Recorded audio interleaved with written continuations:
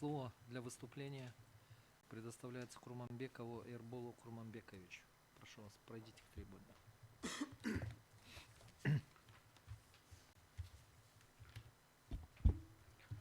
Уважаемая судебная коллегия Конституционного суда. Конституционный суд. Конституционный суд.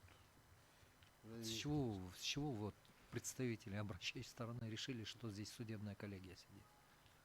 Из каких соображений? Вы же юристы, в конце концов. Да, я тоже первый раз в Конституционном суде, тоже волнуюсь. Да, пожалуйста. Уважаемый суд, я тоже прошу удовлетворить мое ходатайство о признании неконституционными и противоречащими части 4 статьи 58, части 1 статьи 61 Конституции Кыргызской Республики, пункта 1 части 1 статьи 450 УПК 55 УПК Кыргызской Республики от 28 октября 2021 года за номером 129. Основанием к обращению в Конституционный суд Кыргызской Республики данным ходатайством послужила обнаружившаяся неопределенность в вопросе о том, что соответствует ли части 4 статьи 58, статья 1, статьи 61 Конституции Кыргызской Республики, пункта 1 части 1 статьи 455 УПК Кыргызской Республики от 28 октября 2021 года за номером 129. Мною 8 сентября 2022 года было подано в Верховный суд ходатайство о пересмотре моего уголовного дела по вновь открывшимся обстоятельствам, основанием которого являлось вынесение обвинительного приговора Таласским городским судом лицу, который незаконно выдал удостоверяющий документ потерпевшему по моему уголовному делу. В итоге суд высшей инстанции вынес постановление следующего содержания. Ходатайство осужденного Курманбекова Эрбола Курманбековича о возобновлении дела по вновь открывшимся обстоятельствам удовлетворить, передать уголовное дело Курманбекова Эрбола Курманбековича генеральному прокурору Кыргызской Республики для организации досудебного производства. Высшая инстанция, удовлетворив мое ходатайство, при этом в резолютивную часть своего постановления от 10 января 2023 года не внесла слова про отмену указанных в моем ходатайстве постановлений, принявших Верховным судом КР ранее по моему уголовному делу.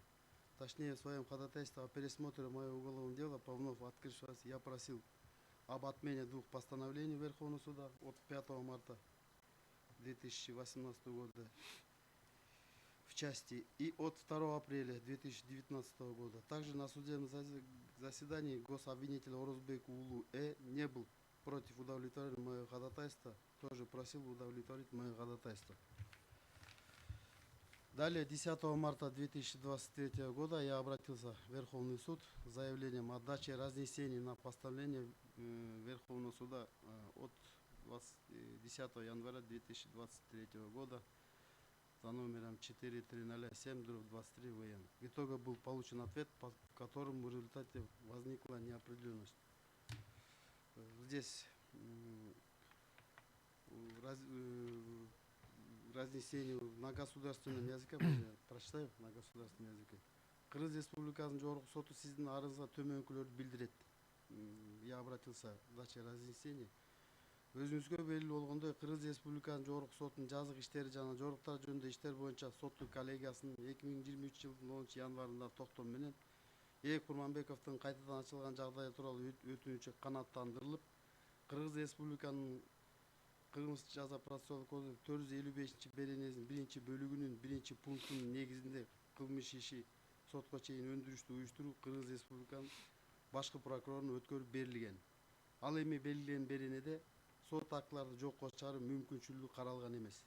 Демек, арызыңызда көрсөтүлгөн Кыргыз Республикасынын жогорку соттун жазык иштери жана административдик укугдар жөнүндө иштер боюнча соттуу коллегиясынын 2018 жылдагы 5 мартындагы жана 2019 жылдын 2 апрелдеги жокко чыгарылбаган. Вот они дают такой ответ мне. После этого Нет, разъясните ответ сами. Да я здесь спрошу разнесение, обратился к разъяснениям. Они здесь отвечают, что мое ходатайство удовлетворено и дело передано прокурору. А предыдущие, которые я просил в своем ходатайстве отменить, они были не отменены. Мгм. То есть на данный момент дело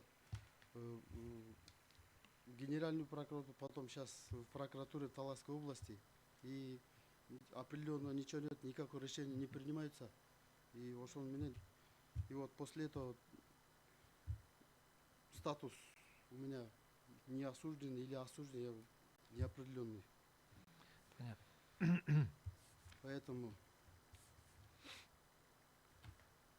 прошу признать неконституционными и противоречащими части 4 статьи 58, части 1 статьи 61 Конституции Кыргызской Республики, пункта 1, части 1 статьи 455 УПК Кыргызской Республики.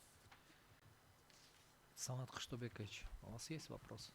Вопросов нет. Уважаемые судьи, есть вопросы? Нет? Присаживайтесь.